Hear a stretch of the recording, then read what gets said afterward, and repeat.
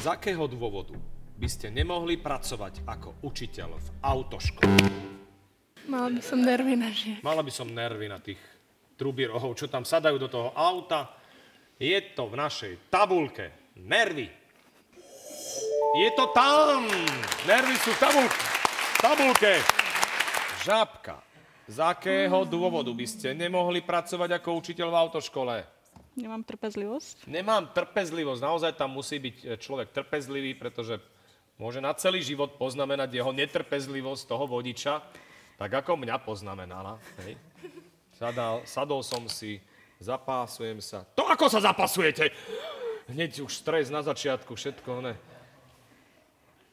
Cvak. Čo ste sa to učili, jak to bude? To je Helena, to je ahoj, Janka. Ahoj. Čo robí Janka? Robím na zákazníckom centre v jednej potravinárskom veľkosklade. Výborné pády a skloňovanie. Ale pochopili sme, čo ty vlastne robíš vo svojom živote.